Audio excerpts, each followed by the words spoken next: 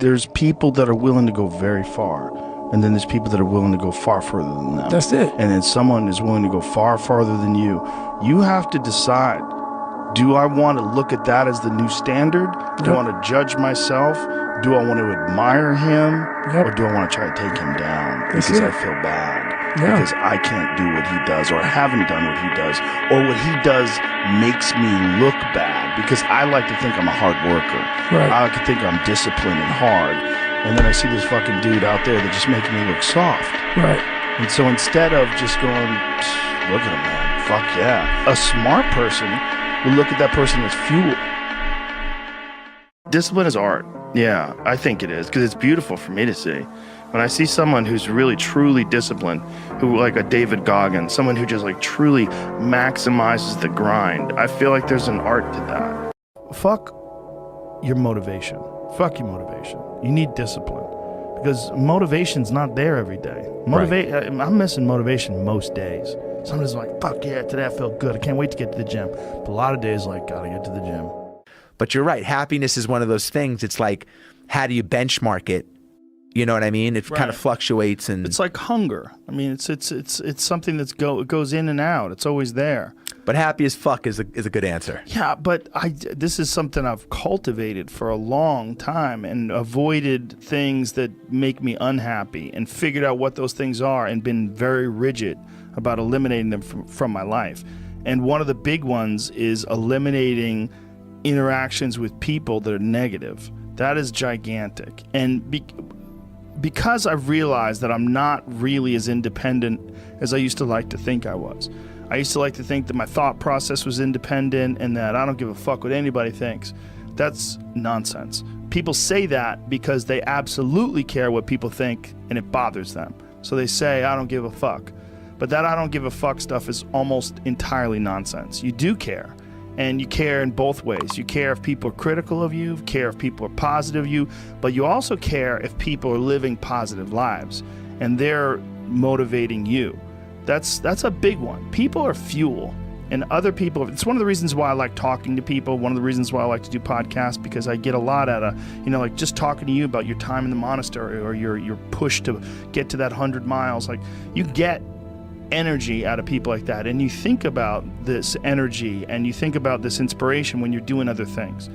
And it also sets in your mind that when you meet these exceptional people that move you, like, what are the characters, what are the qualities that they have, what are the characteristics that they possess, and those things become significant and important to you. Whereas if you live around a bunch of people that are complaining and bitching about everything, and they see the negative in everything, and they're always whining, those people are the opposite of that. They're the opposite of inspiration, and they're mud. You're just like, whoa. It's like you're up to your ankles in mud. You try to trudge through life. It's difficult. You're not light. It's not pushing you. There's not a wind at your back. The wind's in your face, and it's rough, and over time, I've learned that these people, you're not going to fix them. I used to want to fix them when I was young. I used to want to go, hey man, I see what you're doing. Like, dude, don't do that anymore. Listen, just try, just do this and stop doing that and start doing this. And if you just work towards this, you could be successful. And then a week later, the guy's doing the same shit. You're like, okay, I'm wasting a significant amount of my energy on someone who doesn't want to waste any of their energy on themselves. And so managing the community and the tribe that you're in, making sure that you're a good member of that tribe, that you're doing your part, and there's a lot of cynicism in these days about inspiration and about motivation, because there's a lot of fake shit. You can go on Instagram and you see a million of these inspirational quote pages, and they're run by people that are probably depressed. You see a lot of people that are, talking about how to get ahead in life, but they're not really doing anything themselves. So there's a lot of cynicism involved in that. But there's also sincerity in it, and you can get, if you just look at it with a pure heart and a pure mind, you can get a lot of energy out of that. And when you're around happy, inspirational people that are successful, it makes you feel better and you get inspired. And if you act on that inspiration, your life will be more fulfilled. And it's not just inspirational in terms of financial success, but in terms of doing difficult things, whether it's running 100 miles, it doesn't pay you a goddamn thing other than the wealth of the knowledge that you can push yourself to such an extreme. Or anything else, whether it's someone who becomes really good at playing chess or someone who's really good at martial arts or whatever it is. There's a great feeling in these overcoming these difficult things, because life is never this just constant state of I'm at a 9 all day, and when I'm with my wife I hit 10. Yay! And I stay like that. That's not real. What's real is like you saying that you went to this monastery and felt all this angst about meditating and being alone and not having your phone and not having the input, but then when it comes out of it, then you have this reward. So you push through this, and you had these uncomfortable feelings, and you came out of those uncomfortable feelings with this newfound appreciation for time and this respect for your own existence in your own space and carving out 3 hours for yourself a day. That's where it all comes from. It all comes from life lessons, and the lessons are learned through struggle. And I think that there's a lot of people out there that think somehow or another you're going to get to some place where you're living in silk sheets and you're getting your toes done while someone's dropping grapes into your mouth. I don't want that. I've never wanted that. That guy's not going to be happy. He's going to be bored. An hour into the grapes, you're going to get those fucking grapes away from me. Stop painting my toes. What am I doing in this bed?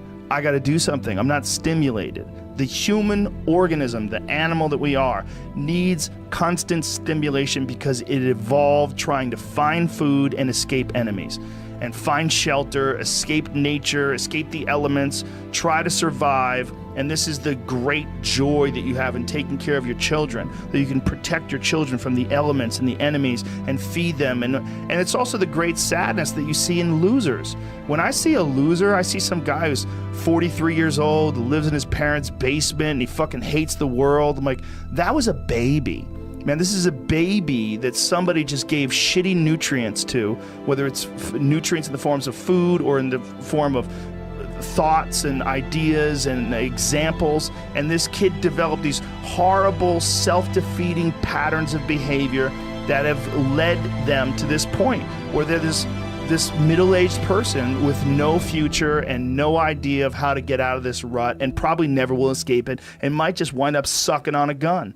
You know, I mean, this is the world that we live in today. And I think part of that world is because we have been fed this line of horseshit that you're supposed to seek comfort. And I don't think you are. I think you're supposed to seek lessons, and you're supposed to seek difficult tasks and accomplishments. And through those things, and through doing things that are hard to do, even if it's just a fucking 90-minute hot yoga class. I do a 90-minute yoga class, man. Those last 20 minutes, I do not want to be there, man. And I definitely don't want to give 100%. And I can cheat. I can kind of half-ass it. But if I don't, and I get through it, when that time is up and the lady says namaste and everybody gets up, I'm like, fuck, man, I made it. You know, I lost 15 pounds. My fucking yoga mat is drenched to the point where I could literally wring it out and fill a jug up with water. But through that struggle, I will now have a better day, and I better fucking do it again tomorrow or do something else. Because if I just think, well, tomorrow I'm just going to coast and eat Twinkies and watch TV. Oh, hello, sadness, my old friend. Hello, depression. Because when you're not doing anything, you feel like shit. And that's just a part of being a human being. And we can pretend that we're something other than what we really are. And we can pretend, nah, me, man, I'm just cool, just chilling, doing nothing. Bullshit. You're a fucking human. You're a human being. You evolved from the fucking hundreds of thousands of years of hunters and gatherers and people that were struggling. Those human reward systems are carved deeply into your DNA. And if you don't respect that, if you don't respect the mechanism of happiness and fulfillment and what you really need to do in order to feel satisfied in life, camaraderie, love, family, friendship, struggle, testing yourself, learning, all those things are imperative. They're all a giant part of being a person. I love it.